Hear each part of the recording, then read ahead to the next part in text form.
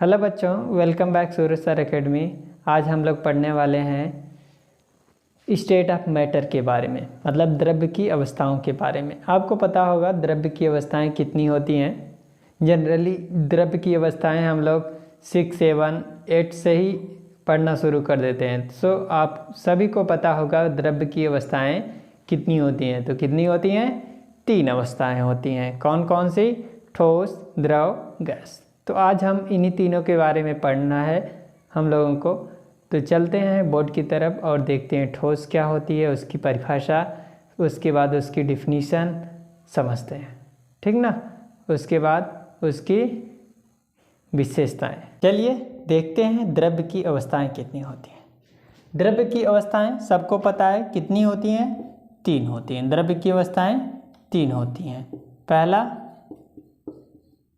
ठोस। ठोस को क्या बोलते हैं हम? सॉलिड, ठीक। दूसरा द्रव। द्रव को क्या बोलते हैं? लिक्विड। और तीसरा गैस। गैस को क्या बोलते हैं? गैस, ठीक। अब हम लोग चलते हैं, देखते हैं ठोस, द्रव, गैस। इन तीनों के बारे में 1 बाय 1 करके, एक एक करके परिभाषाएं और इन सब की विशेषताएं समझते हैं, ठीक। तो चलते हैं आगे, देखते हैं। चलिए बोर्ड पे देखते हैं ठोस क्या होता है। ठोस की परिभाषा पहले समझ लेते हैं। ठोस क्या होता है? ठोस अगर देख लें ठोस की आकृति कैसे बनी है, तो ये एक प्रकार से शेप हो गया। ये जो अणु हो गए,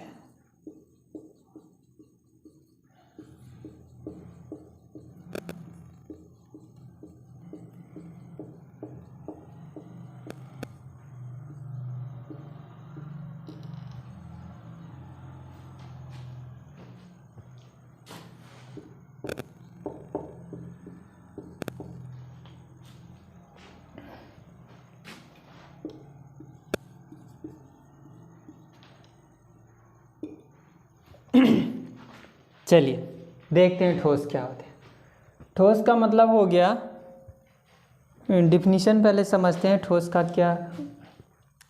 तो चलिए बोर्ड पे देखते हैं ठोस क्या होता है, उसके बारे में समझते हैं। सबसे पहले डिफिनीशन समझते हैं ठोस की। तो ठोस की डिफिनीशन क्या होती है? जिसका आकार और आयतन निश्चित होता है उसे क्या कहते हैं? ठोस कहते हैं। तो क्या बोलेंगे? वह वस्तु या फिर वे पदार्थ या वे द्रव जिनके आकार व आयतन निश्चित होते हैं उन्हें क्या बोलते हैं? ठोस कहते हैं, ठीक। जिसका आकार और आयतन निश्चित होता है उसे हम क्या बोलते हैं? ठोस बोलते हैं। कहने का मतलब यदि कोई ठोस हो गया तो उसका आकार और आयतन निश्चित होना चाहिए।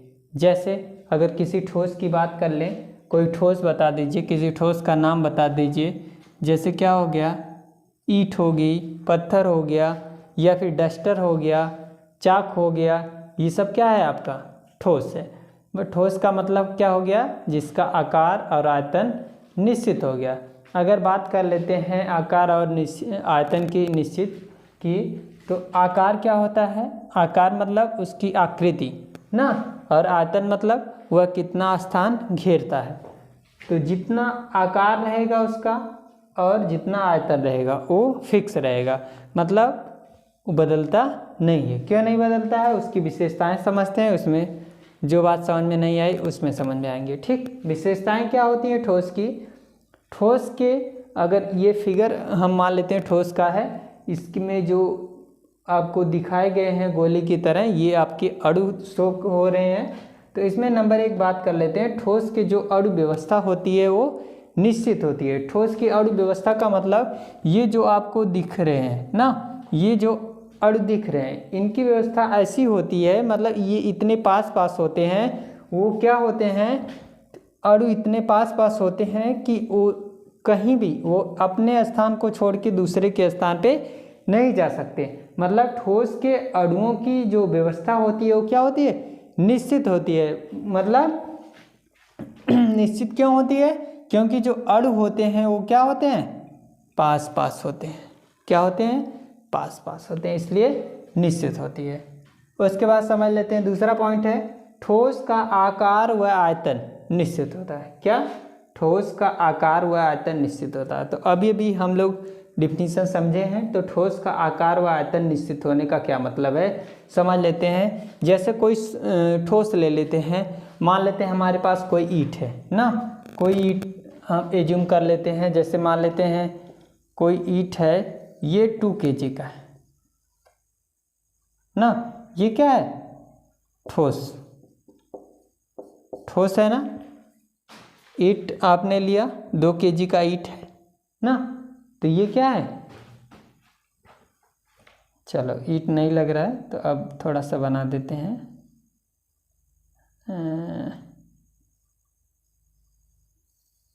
चलो अब लग रहा है, हाँ चलो,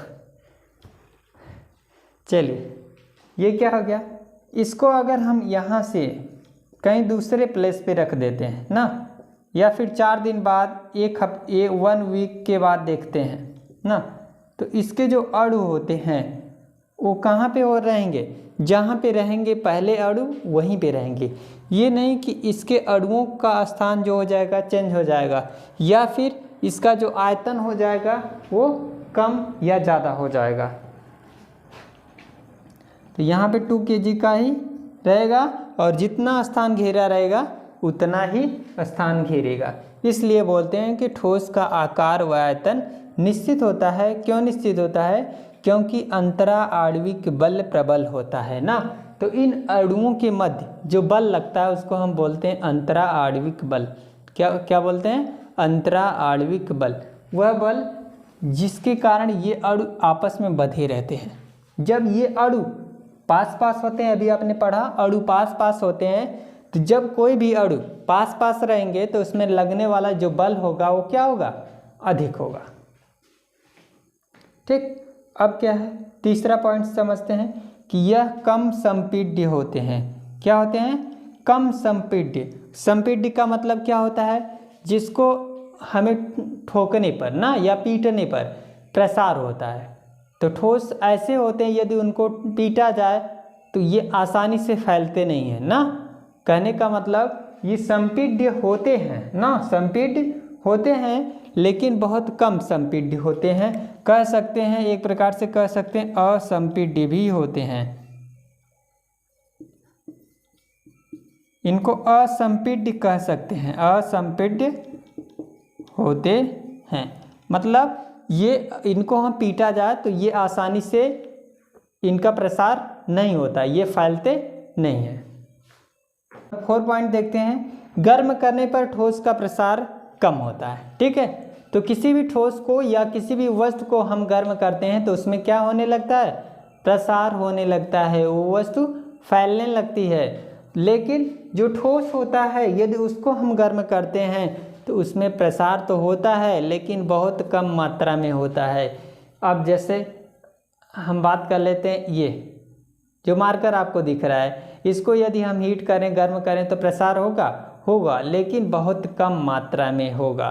ठीक ना, किसी भी ठोस को ले लेते हैं, ईंट ले लेते हैं, उसमें प्रसार होगा बहुत कम मात्रा में होगा। या फिर आपको लोहा ले लिया जाए, उसको हीट किया जाए तो उसमें प्रसार होगा, नहीं होगा, मतलब बहुत कम मात्रा में, न के बराबर होगा। तो गर्म करने पर ठोस का प्रसार कम होता है। क्यों कम होता है, क्योंकि आपको पता है इसमें जो स्थान होते हैं बहुत कम होते हैं, जिसको हम अंतरा आणविक स्थान बोलते हैं, वह इसमें बहुत कम पाए जाते हैं। इसलिए इसके क्या होते हैं, कम पाए जाने के कारण ही इसमें प्रसार कम होता है। जब अंतरा आणविक स्थान कम रहेंगे, जब स्थान ही नहीं रहेगा तो प्रसार कैसे होगा, मतलब फैलेगा कैसे, वो फिक्स रहेगा एक ही जगह। अगला पॉइंट से 5वां देखते हैं। 5वां क्या है, ठोस के जो घनत्व होते हैं उच्च होते हैं। क्यों ठोस के घनत्व क्यों उच्च होते हैं? क्योंकि इसके जो अणु होते हैं बहुत पास पास होते हैं। बहुत पास पास होने के कारण ये आपस में क्या होते हैं? बंधे होते हैं। बंधे होने के कारण ही इसका घनत्व क्या होता है? उच्च घनत्व होता है। ठीक ना? तो ये हो गया ठोस। इसके बाद अब हम लोग देखेंगे द्रव। द्रव की परिभाषा देखेंगे, द्रव की विशेषताएं देखेंगे। ठीक, तो अब हम लोग देखेंगे द्रव के बारे में, द्रव के बारे में और द्रव की विशेषताएं। तो चलिए देखते हैं द्रव क्या होता है और उसकी विशेषताएं के बारे में पढ़ते हैं। द्रव क्या होता है? अगर देख लेते हैं द्रव के बारे में, यदि हम फिगर बना लें, द्रव के जो अणु होते हैं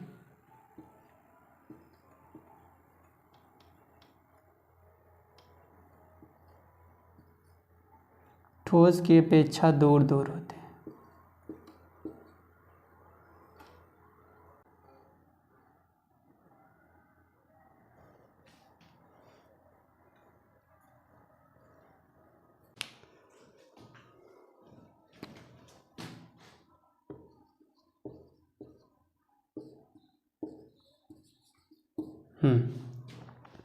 देखते हैं द्रव के ये हमने बना दिया, एक आपको समझने के लिए एक फिगर बना दिया है।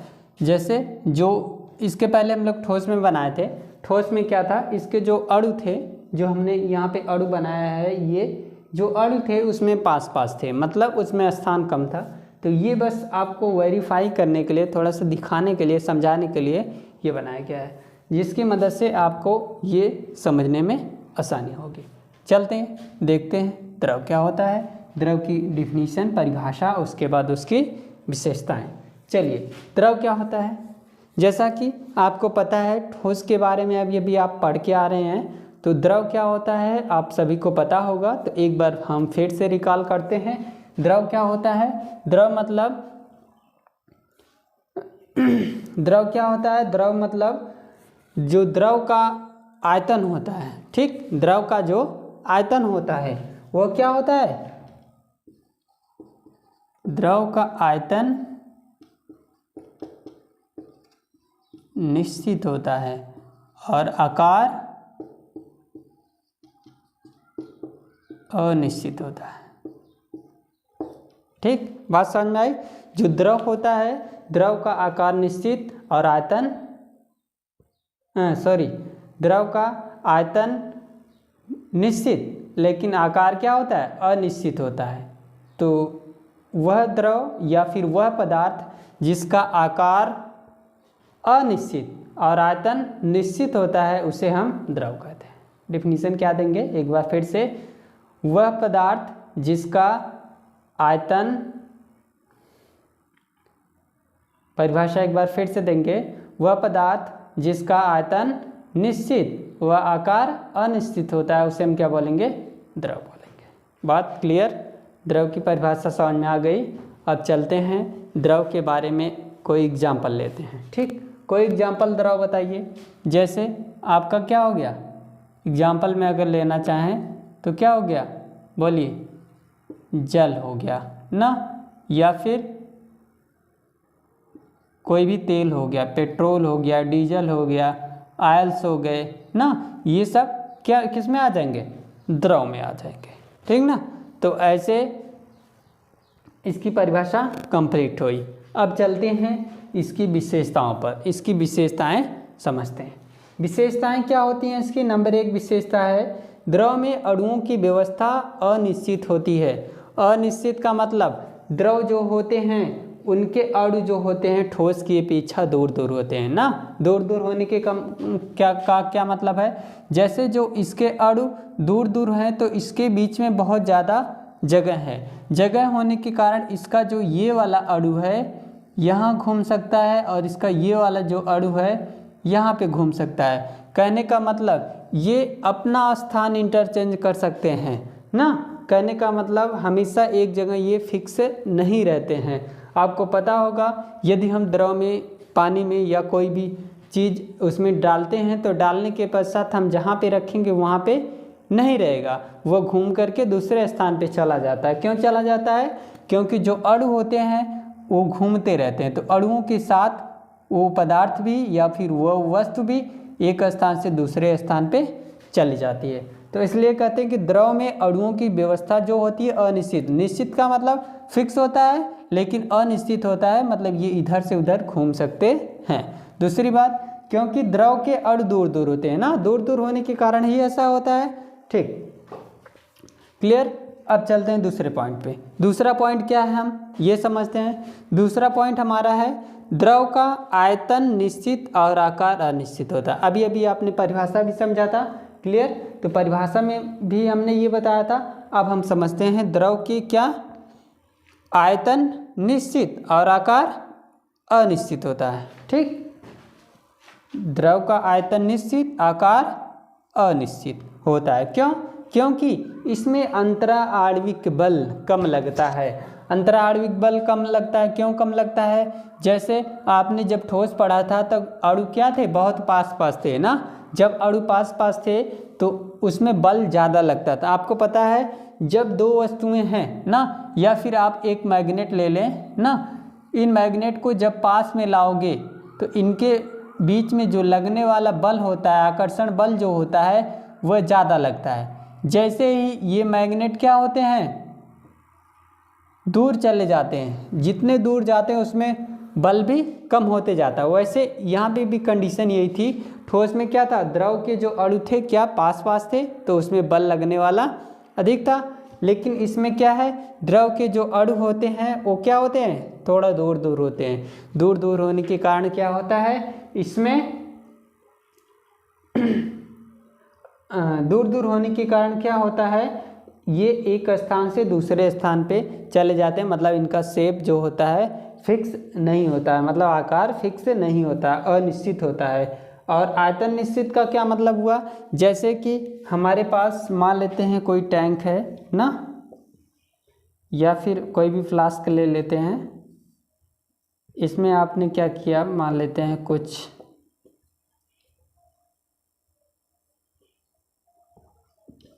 जल को आपने ले लिया, जल को ले लिया। जल को लेने के बाद आपने क्या किया, इसमें भर दिया, जितना भी भरा 1 लीटर मान लेते हैं हमने क्या लिया, 1 लीटर ले लिया ना, 1 लीटर लिया। तो 1 लीटर अगर देखेंगे तो इसको हम दूसरे बर्तन में अगर रखना चाहें तो चलिए देखते हैं क्या होता है। यदि हम इसको क्या करें, एक थाली में रख देते हैं ना, चलिए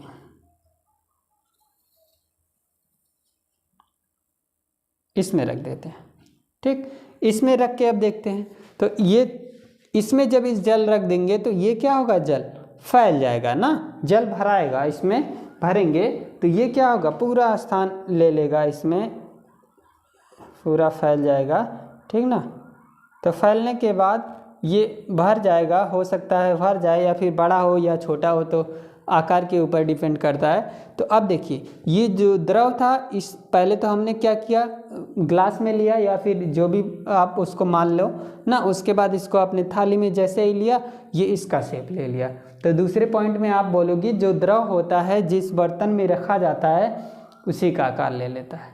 मतलब इसका जो आकार होता है अनिश्चित होता है और आयतन निश्चित। आयतन निश्चित का मतलब 1 लीटर था, इसमें भी 1 लीटर ही रहेगा, कम ना होगा ना ही ज़्यादा होगा। तो चलिए देखते हैं नंबर 3 पॉइंट। नंबर तीसरा पॉइंट क्या है, द्रव कम संपीड्य होते हैं ना। कम संपीड्य का मतलब क्या होता है, बोलिए।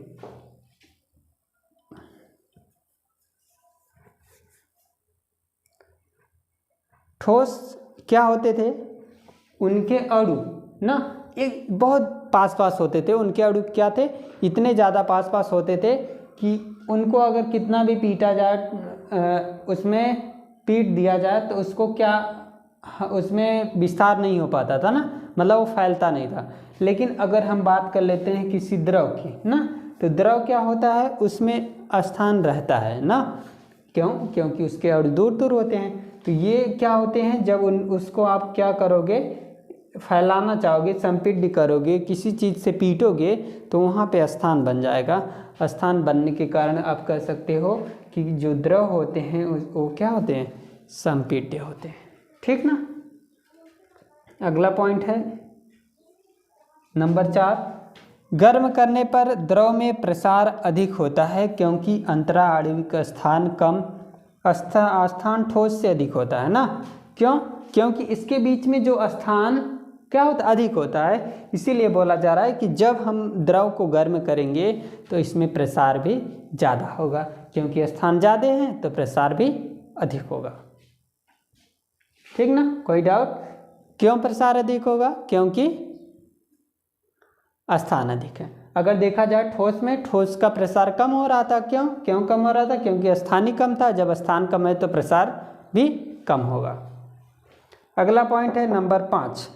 नंबर 5 देखते हैं, ठोस की अपेक्षा द्रव का घनत्व कम होता है ना। कम होता है। क्यों घनत्व कम होता है? क्योंकि ठोस में जो अणु थे वो बहुत पास पास होते थे तो उसमें घनत्व ज़्यादा लगता था। अब इसमें क्या होता था, ठोस के जो अणु होते हैं दूर दूर हैं तो इसके कारण इसका जो घनत्व हो जाता है वो क्या हो जाता है, कम हो जाता है। बात समझ में आई? तो मुझे लगता है आपको ये बातें समझ में आई होगी। ठीक, तो चलते हैं अगले टॉपिक पे। द्रव्य की अवस्थाओं में ठोस हो गया, द्रव हो गया, अब पढ़ते हैं गैस। ठीक, चलिए चलते हैं, देखते हैं गैस और गैस की विशेषताओं के बारे में समझते हैं। गैस एक फिगर बना देते हैं आपको समझने के लिए। मान लेते हैं ये जो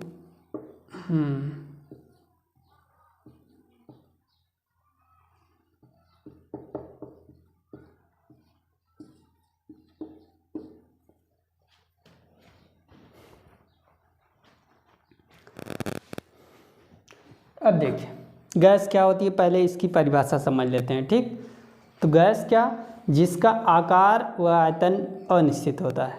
मतलब गैस का आकार भी अनिश्चित होता है और आयतन भी निश्चित होता है, उसे ही हम क्या बोलते हैं, गैस कहते हैं ना। जिसका आकार व आयतन दोनों अनिश्चित होते हैं, जिसका आकार व आयतन दोनों अनिश्चित होते हैं उसे हम क्या बोलते हैं, गैस बोलते हैं। ठीक, जैसे इसका आकार क्या होता है, अनिश्चित, और आयतन भी अनिश्चित होता है। क्लियर, आकार भी अनिश्चित और आयतन भी अनिश्चित, मतलब दोनों अनिश्चित होते हैं। ठीक, अगला पॉइंट्स अब समझते हैं इसकी विशेषताएं। ठीक, इसकी विशेषताएं में नंबर 1 विशेषता है। क्या है विशेषता नंबर 1, उसको देखते हैं। नंबर 1 विशेषता है, गैस के अणुओं की व्यवस्था अनिश्चित होती है, यह तीव्र गतिशील होते हैं ना। मतलब इनके अणुओं की जो व्यवस्था होती है अनिश्चित होती है। अनिश्चित का मतलब कि कोई भी फिक्स नहीं होता है। जैसे द्रव में होता था फिक्स नहीं होता था, ये तो एकदम फिक्स नहीं होता है, मतलब बिल्कुल भी नहीं फिक्स होता है। जैसे आप कह सकते हो ये जैसे क्या हो गए, अणु हो गए ना। ये अणु क्या हो गए, यहाँ से यहाँ, मतलब सब में थोड़ा पास पास होते थे, लेकिन इसके जो अणु होते हैं बहुत पास, बहुत दूर दूर होते हैं ना। बहुत दूर दूर होने के कारण क्या होता है, ये तेजी के साथ गति करते हैं। मतलब इसमें बहुत ज़्यादा जगह होते हैं, तेजी के साथ ये जहाँ जाना चाहें वहाँ क्या कर सकते हैं, दौड़ सकते हैं। तो इसके जो क्या होते हैं, अणु होते हैं वो फ्रीली, मतलब स्वतंत्र होते हैं, कह सकते हो ना। क्या होते हैं, स्वतंत्र होते हैं। इसके अणु स्वतंत्र होते हैं। स्वतंत्र होने के कारण ये तीव्र गतिशील होते हैं। आप कह सकते हो गैस में अणुओं की व्यवस्था अनिश्चित। क्यों? क्योंकि अणु जो होते हैं स्वतंत्र होते हैं और तेजी के साथ गतिशील करते हैं। अगला पॉइंट है, गैस का आयतन अनिश्चित तथा आकार अनिश्चित होता है। मतलब गैस में आयतन और आकार दोनों अनिश्चित होते हैं। यही अभी आपने पढ़ा, गैस में आयतन और आकार दोनों अनिश्चित होते हैं। गैस का आयतन भी अनिश्चित और आकार भी अनिश्चित होता है। क्यों? क्योंकि इसमें अंतरा आणविक बल नगण्य होता है। नगण्य का मतलब ये इतने दूर दूर होते हैं कि इसमें जो बल लगने वाला होता है अंतरा आणविक बल, वो क्या होता है, बहुत कम हो जाता है, मतलब न के बराबर हो जाता है, मतलब उसमें होता ही नहीं। कहने का मतलब यही है। जैसे जब आपको पता है कोई भी चीज़, दो वस्तु रखी हुई है, जितने पास में रहेगी, दो वस्तु जितने पास में रहेगी तो उन दोनों के बीच में जो बल लगता है उतना ज़्यादा लगता है। या फिर आप कह सकते हो दो आदमी हैं या कोई भी है, जब वो लोग पास पास रहते हैं तो उन लोगों में ज़्यादा तालमेल बैठता है। जैसे वो लोग दूर दूर चले जाते हैं तो तालमेल कम हो जाता है, झगड़ा होने लगता है। सेम वही पोजीशन यहाँ पे होती है। कोई भी दो कण होते हैं उसमें स्थान ज़्यादा होते हैं, तो स्थान ज़्यादा होने के कारण ये क्या होते हैं, लगने वाला जो बल होता है न के बराबर होता है। इस कारण इनका ना ही आकार निश्चित है और ना ही आयतन निश्चित है। क्यों निश्चित नहीं है?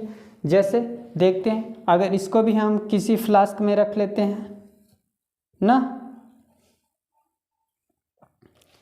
अब हम क्या करें,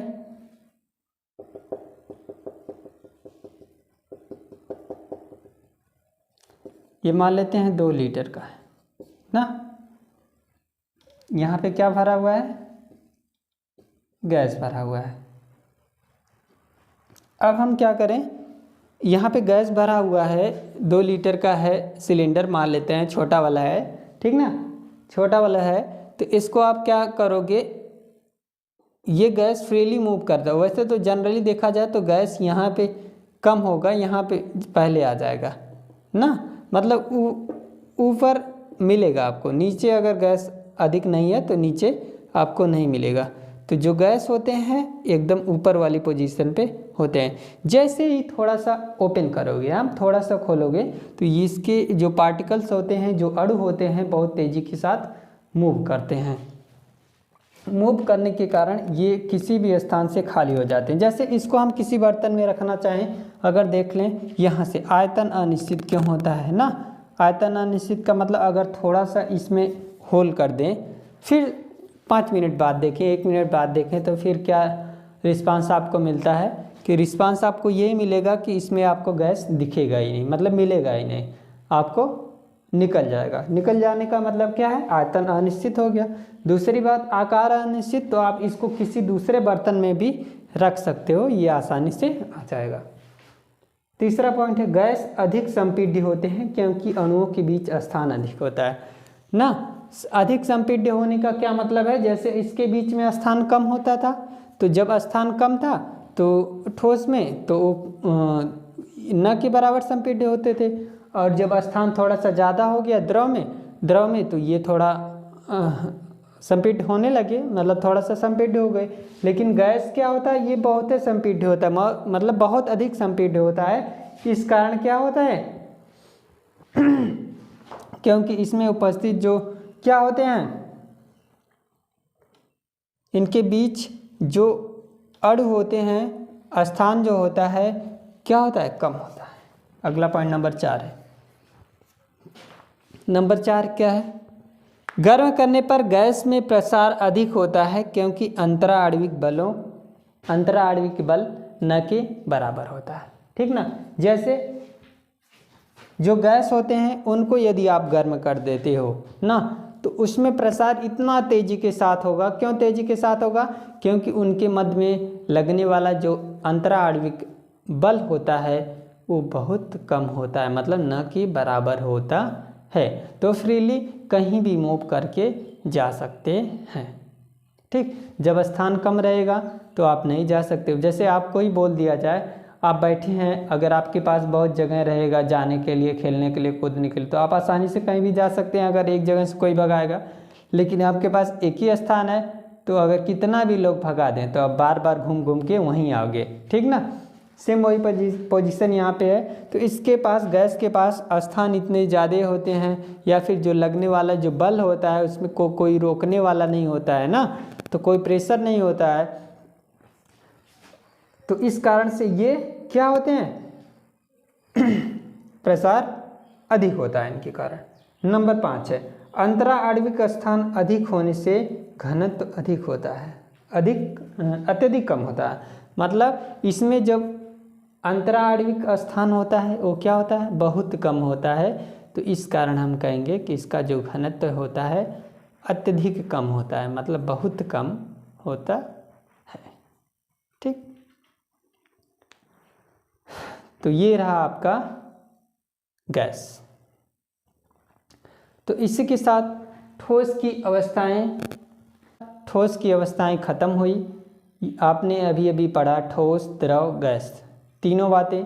यदि आपको समझ में आई हो तो प्लीज़ वीडियो को शेयर करें, चैनल को सब्सक्राइब करें और सपोर्ट करें।